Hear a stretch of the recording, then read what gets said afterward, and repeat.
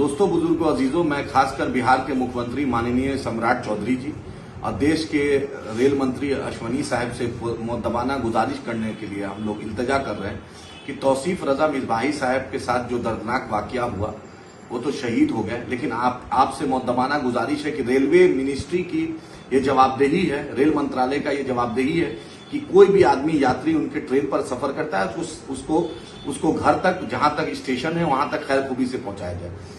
RPF की चूक हुई, जीआरपी की चूक हुई, पुलिस प्रशासन की चूक हुई, क्योंकि पुलिस ने बार बार बयान बदला, गेट पर बैठने की बात की वो भी झूठ निकला, और उसके बाद जब उनकी अहलिया का ऑडियो हुआ और बैरिस्टर असदुद्दीन ओवैसी साहब ने रेल मंत्री को पत्र लिखा और एडीजी और होम सेक्रेटरी उत्तर प्रदेश को लिखा, उसके बाद अख्तरुल इमान साहब ने मुद्दा उठाया, तौसीफ साहब उसके घर गए और मुख्तलिफ पार्टी के फिर उसके बाद लोग जब सरकार से मुतालबा किए तब वहां के बरेली के जो पदाधिकारी हैं, जो पुलिस प्रशासन जगा है। हम रेल मंत्री से यही गुजारिश कर रहे हैं कि उस एक आलिम दीन है, उसकी कोई गलती नहीं है, वो आपका जेन्युइन टिकट देकर वो ट्रेन पर सफर कर रहा था, उसके क्या गुनाह था, क्या गलती था कि आपके रेल में सफर किया। सम्राट चौधरी जी, आपने पांडव कुमार को जो बिहारी थे उनकी हत्या किया गया, तो उसमें आपने मदद की। मुख्यमंत्री आप है, मुख्यमंत्री सब समुदाय, सब जाति, सभी लोग का होता है। वो सीमांचल का एक उभरता हुआ सितारा, एक आलिम दीन था जो धार्मिक शिक्षा, इमामती करता था। आज उसकी विधवा के साथ कोई नहीं है। उम्मीद है कि बिहार सरकार इस इल्तजा को, हमारी इस रिक्वेस्ट को, इस अनुरोध को समझे, बिहार सरकार उसकी बेवा को नौकरी दे, बिहार सरकार फाइनेंशियल कंपनसेशन दे। और रेल मंत्री जी, रेलवे इतना बड़ा विभाग है, ठाकुरगंज में ही रेलवे का बहुत बड़ा काम हो रहा है, वहीं पर कहीं पर आप नौकरी दे दे, क्योंकि आपसे अनुरोध, एक फरियादी बनकर आपसे अनुरोध कर रहे हैं कि तौसीफ रजा मिसबाही साहब के परिवार को आप नौकरी दे और फाइनेंशियल कंपनसेशन दे और दोषियों पर कार्रवाई हो और स्पीडी ट्रायल हो, क्योंकि ये बहुत ही गलत है। कहीं दाढ़ी देखकर, टोपी देखकर, बुरखा देखकर आप कितनी ज्यादती हो रही है। विदेशों में प्रधानमंत्री जाते हैं, सबका साथ सबका विश्वास की बात करते हैं, अरब के शेखों से गले मिलते हैं, और यहां पर भारत का मुसलमान एक आलिम दीन जो सफर कर रहा था, बरेली से जा रहा था अपने गंतव्य की तरफ, उसके साथ इतनी बड़ी घटना होती है।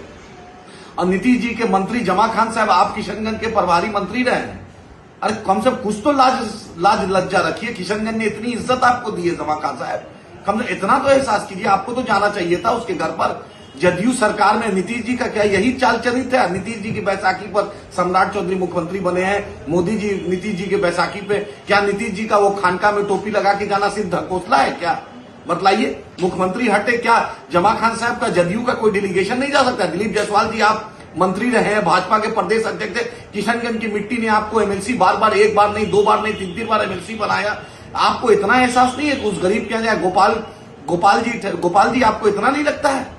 आप वहां के एमएलए ठाकुरगंज के हैं, आपको नहीं लगता है कि मुख्यमंत्री से इस मुद्दे पर बात किया जाए, उस गरीब को कंपनसेशन दिया जाए?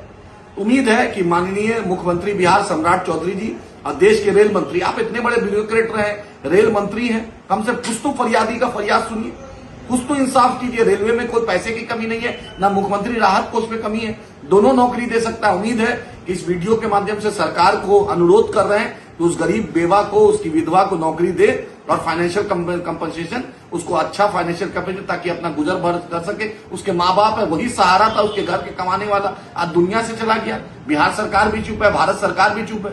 उम्मीद है कि दोषियों पर भी कार्रवाई होगी और इस बेवा का, इस विधवा का रेल मंत्रालय और बिहार सरकार सिर पर हाथ रखेगा, नौकरी देगा, फाइनेंशियल कंपनसेशन देगा। एमआईएम की तरफ से हमारा यही